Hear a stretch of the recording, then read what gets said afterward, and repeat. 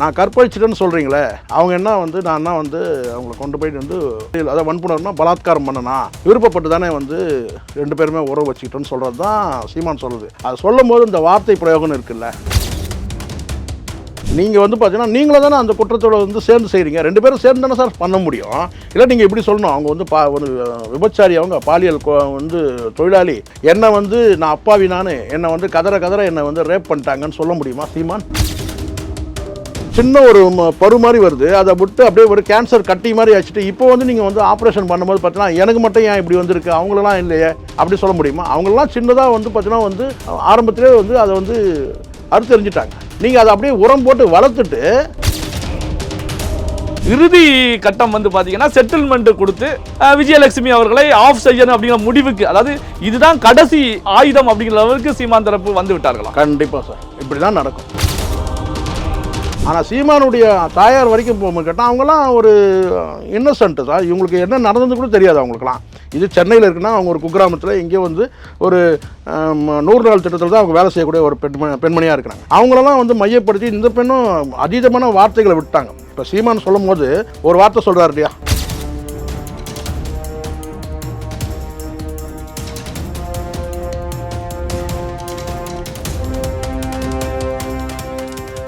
Real one voice நண்பர்கள் நேயர்களுக்கு வணக்கம். பல்வேறு முக்கியமான தகவல்களை நம்முடைய வாசகர்களுடன் பகிர்ந்து கொள்ள இணைந்திருப்பவர் பத்திரிகையாளர் சேகுவாரா ஜெய்சங்கர் அவர்கள்.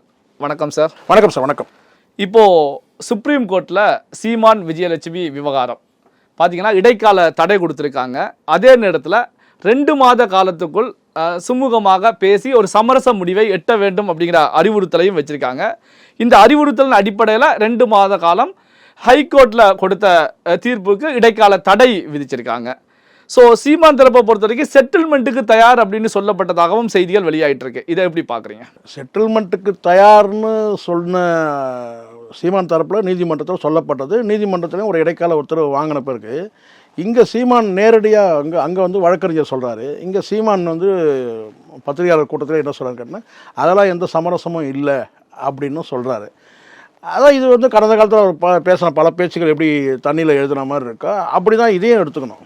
இல்லை, மற்ற விஷயங்கள் அப்படின்னா சாதாரணமாக கடந்து போயிடலாம். இது ஒரு சுப்ரீம் கோர்ட் சம்பந்தப்பட்ட விஷயம் அப்படின்னா அதை மீறுவது அப்படின்னு சொல்லி வந்து நாளைக்கே சீமான் சொல்லுவாருன்னு கேட்டால் நீதிமன்றத்தில் நாங்கள் என்ன சொன்னோமோ அதை எடுத்துங்க, நீங்கள் பத்திரிகையாளர்கள் ஏதாவது கேட்பாங்க, ஏதாவது நான் சொல்லியிருப்பேன் அப்படின்றவார், அவ்வளோதான்.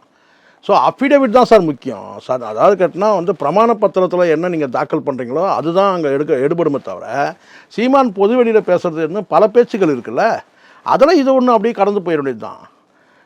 சொல்லக்கூடிய விஷயம் கேட்டால் அப்படி ஒரு வேலை வந்து கேட்டிங்கன்னா ஒரு இது இல்லை இதில் நான் ஸ்டாண்ட் பண்ணாருன்னு வச்சுங்க, இல்லை நான் வந்து சமரசத்துக்கெலாம் நான் தயார் இல்லைன்னு சொன்னால் வழக்கு நடக்க போகுது. 2 மாதத்துக்குள்ளே என்ன சொல்லியிருக்கு, 2 மாதத்துக்குள்ளே நீங்கள் சமரசம் பேசி செட்டில்மெண்ட்டுக்கு வாங்க அப்படின்னு சொல்லியிருக்கிறாங்க.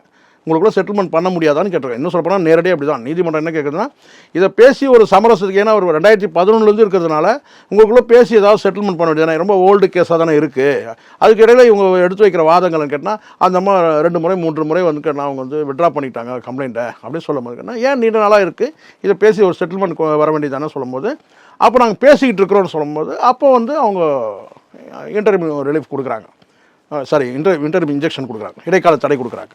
ஸோ என்னுடைய பார்வையில் என்னென்னு கேட்டிங்கன்னா இது இப்படி தான் முடியும். நாளைக்கு நீங்கள் வந்து ஒரு வேளை வந்து இங்கே சென்னை உயர்நீதிமன்றம் வந்து தீர்ப்பு அடிப்படையில் 12 வாரங்களுக்குள்ளே விசாரணையை வந்து முடித்து சார்ஜ் ஷீட் ஃபைல் பண்ணி நீதிமன்றத்தில் வந்து வழக்கு நடந்து அதுக்கப்புறம் அந்த நீதிமன்றத்தில் தீர்ப்பு வெளியாகி அதுக்கப்புறம் சுப்ரீம் கோர்ட் வரைக்கும் போய் ஒரு நீண்ட காலமாக வந்து நான் இது வழக்கு நடந்தாலும் கடைசியாக செட்டில்மெண்ட் இப்படி தான் வந்து முடியும். இதுக்கு காரணமே என்னென்னா இங்கே வந்து எது தரப்புலையும் பலவீனமாக இருக்குது சார். இங்கே விஜயலட்சுமி தரப்புலையும் நீங்கள் இங்கே வந்து சீமான் சொன்னது லாங்குவேஜில் வேணால் நம்ம கொஞ்சம் என்ன சொன்னால் ஒரு கருத்து முரண் இருக்கும். என்ன லாங்குவேஜ்னு கேட்டிங்கன்னா நான் வந்து குத்த வச்ச பொம்பளையே சோளக்காட்டில் கொண்டு போயிட்டு நான் கற்பழிச்சிட்டேனா அப்படின்னு சொல்கிறார்ல, அது அந்த சொல்லக்கூடிய அந்த டோன் அண்ட் டெனர் தான் வந்து வேறு மாதிரி இருக்குது. அந்த லாங்குவேஜ் தான் ஒரு மாதிரி ரொம்ப மோசமாக இருக்குது.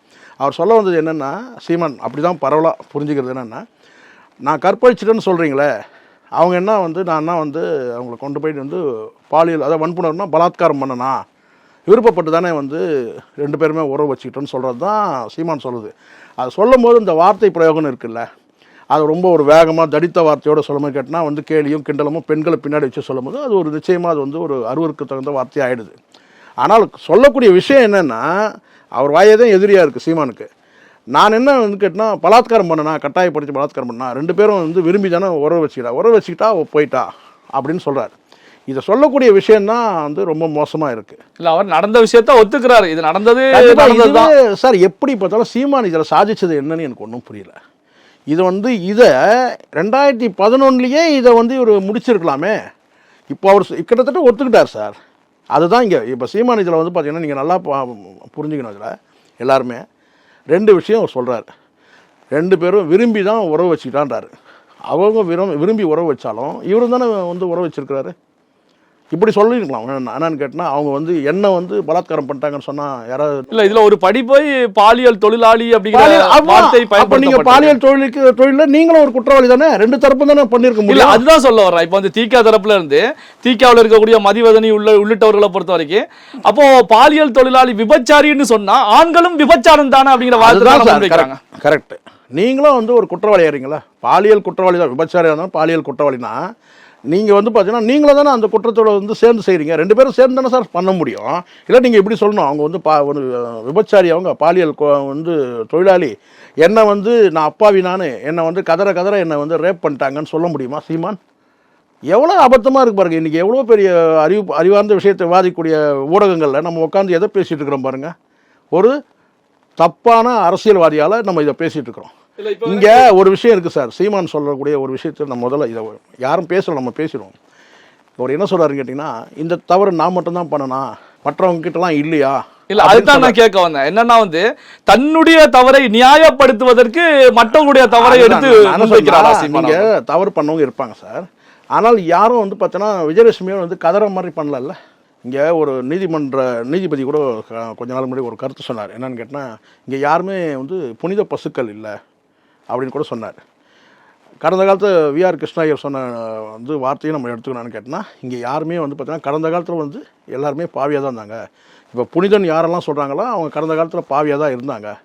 இன்றைக்கி பாவியாக இருக்கிறவங்க கூட நாளைக்கு புனிதன் ஆகலாம் அப்படின்னு சொன்ன வார்த்தை தான். இங்கே நான் என்ன சொல்கிறேன்னா, நீங்கள் சொல்லக்கூடிய மற்றவங்களை கை காட்டுறீங்கல்ல, அவங்கெல்லாம் யாரும் இந்த மாதிரி பிரச்சனை வெடித்து வெளியே வரல. நீங்கள் வெளியே வர அளவுக்கு நீங்கள் ஏன் நடந்துக்கிறீங்க? இப்போ பிரச்சனையானு கேட்டால், என்னைக்கு 2011 பேசுனாங்களோ அவர் சொல்லக்கூடிய பல அரசியல் கட்சி தலைவர்களும் சொல்கிறார்ல, 2011 இந்த பிரச்சனை வரும்போது அப்போவே இவர் முடிச்சிருக்கணும். நீங்கள் அப்போ விட்டுட்டு வளர்ந்து ஒரு சின்ன ஒரு பரு மாதிரி வருது, அதை விட்டு அப்படியே ஒரு கேன்சர் கட்டி மாதிரி வச்சுட்டு இப்போ வந்து நீங்கள் வந்து ஆப்ரேஷன் பண்ணும்போது பார்த்தீங்கன்னா எனக்கு மட்டும் ஏன் இப்படி வந்திருக்கு, அவங்களெல்லாம் இல்லையே அப்படி சொல்ல முடியுமா? அவங்களெல்லாம் சின்னதாக வந்து பார்த்தீங்கன்னா வந்து ஆரம்பத்திலே வந்து அதை வந்து அறுத்தெறிஞ்சிட்டாங்க. நீங்கள் அதை அப்படியே உரம் போட்டு வளர்த்துட்டு எப்போ ஒரு வார்த்தை உங்ககிட்ட வருதோ, உங்கள் தாயாரை பற்றி ஒரு அசிங்கமான ஒரு வார்த்தையை வந்து இந்த மகனே அப்படின்னு சொல்லிட்டு அவங்க சொல்லும்போது அப்போ உங்கள் ரத்தம் கொதிச்சிருக்கணும்ல. இப்போ கொதிக்குது இல்லை? அப்போ ரத்தம் கொதிச்சுன்னு கேட்டால் அதுக்கு ஒரு ஃபைனலைஸ் பண்ணிட்டு இருக்கணும்ல. அப்போயே செட்டில்மெண்ட். இப்போ நீதிமன்றமே என்ன சொல்லுது? பேசி செட்டில்மெண்ட் பண்ண வேண்டியதுதானே தானே சொல்கிறாங்க, சொல்லுது நீதிமன்றமே. ஐயா அந்த எண்ணம் உங்களுக்கு வரல? அப்போது பேசி மிரட்டி உருட்டி அனுப்பிடலான்னு பார்த்தீங்க, முடியல. இல்ல, அதுதான் நான் கேட்க வந்தேன். இப்ப சுப்ரீம் கோர்ட்ல சீமான் தரப்புல இருந்து செட்டில்மெண்ட்டுக்கு தயார் அப்படின்னு சொல்லி தெரிவிச்சிருக்காங்க. அப்படின்னா இந்த விஷயத்துல இனி எந்த வாய்ப்பும் கிடையாது. இறுதி கட்டம் வந்து பாத்தீங்கன்னா செட்டில்மெண்ட் கொடுத்து விஜயலட்சுமி அவர்களை ஆஃப் செய்யணும் அப்படிங்கிற முடிவுக்கு, அதாவது இதுதான் கடைசி ஆயுதம் அப்படிங்கிற அளவுக்கு சீமான் தரப்பு வந்து விட்டார்களா? கண்டிப்பா சார், இப்படிதான் நடக்கும். பேசி செட்டில்மெண்ட் பண்ணுவாங்க. அவங்களும் செட்டில்மெண்ட்டுக்கு போகக்கூடிய ஆள் தான் சார். நீங்கள் எப்போ ஒன்ஸ் நல்லா புரிஞ்சுங்க. இன்றைக்கி ஏன் இந்த வார்த்தை வருது? ஒரு பாலியல் தொழிலாளின்னு சொல்லி நம்ம இங்கே திராவிட இயக்க ஊடகங்கள் மாதிரி இப்போ என்ன நடக்குதுன்னு கேட்டிங்கன்னா, 2 பிரிவாக இருக்குது ஊடகங்கள். ஒன்று திராவிட இயக்க ஊடகங்கள்லாம் வந்து பார்த்திங்கன்னா சீமானுக்கு எதிராக பேசுது. இன்னொரு பக்கம் வந்து பார்த்தீங்கன்னா வந்து சீமானுக்கு ஆதரவான இருக்கக்கூடியவங்கலாம் கேட்டால் விஜயலட்சுமிக்கு எதிராக பேசுகிறாங்க. இல்லை வந்து பார்த்தீங்கன்னா இந்த பக்கம் வந்து திமுகவை சாடுறாங்க. இங்கே நம்ம பொதுவான பாருங்கன்னா, இந்த பாலியல் தொழிலாளின்னு இவர் சொல்கிறார்ல, அது வந்து அந்த வார்த்தை அவர் சொல்லக்கூடிய எதனால் வருதுன்னு கேட்டிங்கன்னா, நீங்கள் ஒரு தடவை நீங்கள் வந்து என்னை வந்து பலாத்காரம் பண்ணிட்டான், எனக்கு நீதி வேணும், எனக்கு வாழ்க்கை வேணும், இப்படி கேட்காம அவர் கொடுத்த பணத்தை நீங்கள் வாங்கிட்டீங்கல்ல, 50,000 பணத்தை நீங்கள் வாங்கிட்டீங்க. அதுக்கப்புறம் நீங்கள் இப்போ வந்து பார்த்தீங்கன்னா புகாரில் சொல்கிறீங்க என்கிட்ட வந்து 50 லட்சம் வாங்கிட்டாரு அப்படின்னு சொல்கிறீங்க.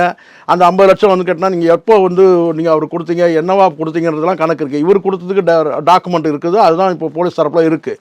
யார் மூலமாக ஒருத்தட்ட கொடுத்து அனுப்பிச்சாருன்றதுக்கான எவிடன்ஸ் இருக்குது. ஆடியோ வீடியோ விவகாரங்கள்லாம் இருக்குது. ஆனால் இவங்க வந்து பார்த்தீங்கன்னா வந்து சீமானுக்கு கொடுத்த பணத்துக்கு ஏதாவது கணக்கு இருக்கான்னா இது வரைக்கும் வரவே இல்லைன்னு வச்சுக்கலாம். ஆனால் அவங்க சொல்கிறாங்க. அங்கே எதுக்காக நான் சொல்கிறேன்னா, ஒரு முறை நீங்கள் வந்து இந்த மாதிரியான அவர்கிட்ட உறவு வச்சுக்கிட்டு நீங்கள் அவர்கிட்டருந்தே நீங்கள் ஒரு 50,000 நீங்கள் பணம் வாங்கும்போது நான் கொடுத்த பணத்தை தான் நான் திருப்பி வாங்குறேன்னு எங்கேயும் பதிவு இருக்கிற மாதிரி தெரியல. அப்போ ஒரு 50,000 பணத்தை கஷ்டப்படும் நான் கொடுத்து அனுப்பிச்சேன்னும் போது எதுக்காக அந்த பணத்தை வாங்குனீங்க? அப்போது இந்த இடத்துல வந்து இவர் சொல்லக்கூடியது அந்த ஒரு வார்த்தை வந்து பார்த்தீங்கன்னா அங்கே நிற்குது இல்லை. அது தாண்டி நீங்கள் இன்னும் கேட்டால் இப்போ பாருங்கள், சுப்ரீம் கோர்ட்டில் என்ன வாதம் வைக்கிறாங்க, ஏற்கனவே 2 முறை வந்து வழக்கை வந்து வாபஸ் வாங்கினாங்க. இப்போ புரியுதுங்களா? அப்போது நிரந்தரமான ஒரு இல்லை, ஏற்கனவே இவங்களுக்காக வந்து இங்கே வேணால் அந்த திராவிட இயக்க ஊடகங்களில் வேணால் சில பேர் இருக்கிற நபர்கள் அவங்க மறைமுகமாகவோ இல்லை சப்போர்ட் பண்ணும்போது நாக்கு தள்ள பேசலாம். ஆனால் அவங்க எல்லார் முகத்திலையும் வந்து கரிய பூசினவங்க தான். ஆதரவாக யாரெல்லாம் போனாலும் இந்த வீரலட்சுமி உட்பட இல்லை, இப்போ வீரலட்சுமி வந்து ஆதரவு தெரிவிச்சிருக்காங்க, ஒரு போராட்டம் அப்படின்னு சொல்லி கூட அனௌன்ஸ் பண்ணியிருக்காங்க. பண்ணவே முடியாது. அங்கே கேஸ் வந்து இப்போ முடிஞ்சிடுச்சு தெரியும்ல. இப்போ வந்து கேட்டால் வந்து ஸ்டே கொடுத்துருக்குறாங்க. இப்போ நீங்கள் இது அரசியல் ரீதியாக இதனால தான் இந்த வழக்கு வந்து பார்த்தீங்கன்னா உண்மைத்தன்மையே அடிபட்டு போகுது. திராவிட இயக்க ஊடகங்கள் வந்து சீமானுக்கு எதிராக அரசியல் பண்ணக்கூடியவங்க இந்த விஷயத்தை தீவிரமாக எடுத்து பேசும்போது தான் அது வந்து ஒரு உண்மையான வந்து பார்த்தீங்கன்னா தன்மை மாறி போகுது. அரசியல் ரீதியான பழிவாங்க நடவடிக்கைன்னு சீமான் சொல்லும்போது எடுபடுது. ஏன் இப்போ வேற யாரும் பண்ணவே இல்லையா? பிஜேபிக்கு தெரியாதா? இப்போ பிஜேபி கூட நேற்று கூட அவங்க தலைவர் என்ன வந்து அண்ணாமலை என்ன சொல்கிறாருன்னா, இவங்க எல்லாரும் சொல்கிறாங்க வந்து கேட்டால் பிஜேபி அண்ணாமலை சப்போர்ட் பண்ணுறாரு அப்படின்னு சொல்கிறாங்க. அவர் எதுக்கு சப்போர்ட் பண்ண? இந்த சம்மன் ஓட்டின விவகாரத்தில் தான் தெளிவாக சொல்கிறாரு. அவர் ஏற்கனவே அதிகாரியாக இருந்ததுனால சொல்கிறாரு, இந்த சம்மன் வந்து எப்படிலாம் சர்வ் பண்ணலாம், இன்றைக்குள்ள ஒரு டிஜிட்டல் இதில் எப்படிலாம் வந்து சம்மனை வந்து ஒருத்தருக்கு வந்து சர்வ் பண்ண முடியும், இந்த ஒட்டுறதுன்றது ரொம்ப ஓல்டு நடவடிக்கை தானே அப்படின்றத அவர் விளக்குறாரு. தவிர அதை தாண்டி வந்து இந்த விஜயலட்சுமி விவகாரம் சம்மந்தமாக அவர் எதுவும் பேசவே இல்லை. ஆனால் இவங்கெல்லாம் கேட்டால் அண்ணாமலை சப்போர்ட் பண்ணுறாரு. ஏன் சீமானே சொல்கிறார் அண்ணாமலை சப்போர்ட் பண்ணது அந்த காவல்துறை அதிகாரி அத்துமீறி உள்ள நுழைஞ்சார் அந்த விவகாரத்தில் தான் சொல்கிறாரு. ஸோ அதனால் எனக்கு தெரிஞ்ச வரைக்கும் கேட்டால் இங்கே வந்து பிஜேபி பொறுத்த வரைக்கும் கேட்டால் இந்த விஜயலட்சுமி விவகாரத்துக்கு உள்ளே போய் யாரும் கருத்து சொல்லவே இல்லை. ஆனால் இந்த சைடில் குறிப்பிட்ட சில ஆதரவு ஊடகங்கள் வந்து கேட்டால் சீமானுக்கு எதிராகவே வந்து வன்மத்தை கொட்டுறாங்க. இதை நம்ம அப்படி பார்க்க வேண்டிய அவசியமே இல்லை. அப்படி நீங்கள் பார்த்தீங்கன்னா விஜயலட்சுமி எத்தனையோ முறை வந்து பார்த்தீங்கன்னா வந்து சீமானை வந்து பார்த்தீங்கன்னா வந்து அவங்க தாயாரை மையப்படுத்தி பேசுனதெல்லாம் ரொம்ப கண்டிக்க தகுந்தது தானே. நீங்கள் பாதிக்கப்பட்டிருக்கீங்க, நீங்கள் சீமானை திட்டுங்க. ஆனால் சீமானுடைய தாயார் வரைக்கும் போகும்போது கேட்டால் அவங்களாம் ஒரு இன்னசென்ட்டு தான். இவங்களுக்கு என்ன நடந்தது கூட தெரியாது அவங்களுக்குலாம். இது சென்னையில் இருக்குன்னா அவங்க ஒரு குக்கிராமத்தில் எங்கேயோ வந்து ஒரு 100 நாள் திட்டத்தில் தான் அவங்க வேலை செய்யக்கூடிய ஒரு பெண்மணியாக இருக்கிறாங்க. அவங்களெல்லாம் வந்து மையப்படுத்தி இந்த பெண்ணும் அதீதமான வார்த்தைகளை விட்டாங்க. இப்போ சீமான் சொல்லும் போது ஒரு வார்த்தை சொல்கிறார் இல்லையா, என் தாயாரெல்லாம் மையப்படுத்தி, இதெல்லாம் உண்மை தானே. கடந்த காலத்தில் எத்தனையோ வீடியோக்கள். ஆனால் சீமான் பண்ண தவறுன்னு கேட்டால் இதை வந்து இவ்வளோ நாள் வளர்த்துட்டு வந்துடக்கூடாதுன்னு கேட்டேன். ஒரு கட்டி சார் இதை வந்து ஆப்ரேஷன் சின்னதுல நீங்கள் கட் பண்ணி எடுத்துட்டு இருக்கணும். இந்த அளவுக்கு பிரச்சனை வராது, பெரிய அளவுக்கு வராது சொல்லி சீமான் ஏன் நினைக்கிறீங்க? சீமான் என்ன தெரிவிக்கிறாரு? ஒரு பாலியல் தொழிலாளி அப்படின்னு தெரிவிக்கிறாரு. அது சார் ஒரு விஷயம் நடக்குது. நீங்க அந்த கண்ணோட்டத்தில் பார்த்துருப்போம். நான் சொல்றேன் கேட்டேன், இந்த இடத்துல ரொம்ப ரொம்ப வந்து ஒரு மூத்த பத்திரிகையாளர் சொல்றாரு கேட்டேன், அவங்க ஒரு நடிகை, ப்ரொஃபஷனலாக அவங்க நடிகைன்றது யாருக்கும் எந்த சந்தேகமும் இருக்காது. ஒரு நடிகை வந்து நீங்க பாலியல் குற்றவாளின்னு சொல்லும் போது கேட்டா இங்க இருக்கிற நடிகர் சங்கம் வேடிக்கை பார்க்குது. இது உண்மைதான். இல்ல அடுத்த கேள்வி நான் அதான் கேட்கறதுக்கு வந்தேன். என்னன்னா கண்டிப்பா இயக்குனர் நடிகை சம்பந்தப்பட்ட விஷயம் ஓடிக்கிட்டு இருக்கு. அப்போ பாத்தீங்க அப்படின்னா ஏற்கனவே நடிகைகளை பொறுத்த வரைக்கும் பாலியல் குற்றச்சாட்டுகளை நடிகர்கள், இயக்குநர்கள், தயாரிப்பாளர்கள் அதிகமா வச்சுக்கிட்டு இருக்காங்க. கண்டிப்பா கேரளாவில் ஹேமா கமிட்டி இருக்கு, இங்க ஹேமா கமிட்டி வேண்டும் அப்படிங்கிற கோரிக்கை நீங்களே நானே புகாரே கொடுத்திருக்கேன், நீங்களே புகார் கொடுத்துக்கிறீங்க வச்சுக்கிறீங்க. இப்படிப்பட்ட சூழ்நிலையிலையும் நடிகர் சங்கத்தை சார்ந்த நாசர் விசால் போன்றவங்க ஏன் வாய் திறக்கல? அதுதான் இங்க நல்லா புரிஞ்சுக்கணும். இந்த இடத்துல பாருங்க எவ்வளவு பார்ஷியாலிட்டியா செயல்படுறாங்கன்னு பாருங்க. கடந்த காலத்துல பல நடிகை மேலே குமுதம் ஆஃபீஸ், அதான் மூத்த பத்திரிகையாளர் ஷியாம் கூட அழகாக சொல்கிறார். அதை என்ன சொல்கிறாருன்னு கேட்டால், இது நிறைய பேருக்கு இந்த வரலாறு தெரியாது, மூத்த பத்திரிகையாளருக்கு தான் தெரியும். குமுதம் பத்திரிகையில் வந்து கேட்டால் ஒரு நடிகையின் கதைன்னு சொல்லிட்டு ஒரு கதை, அதாவது ஒரு தொடர் எழுதிக்கிட்டு இருந்தாங்க. அதை உடனே பாரதிய ஜனதா தலைமையில் வந்து பெரிய கூட்டம் சேர்ந்து போய் என்ன செய்யணும்னா அடித்து பெரிய அளவில் ரகலை பண்ணுறாங்க சார். அது மாதிரி நடக்குது. அது ஒரு சம்பவம்.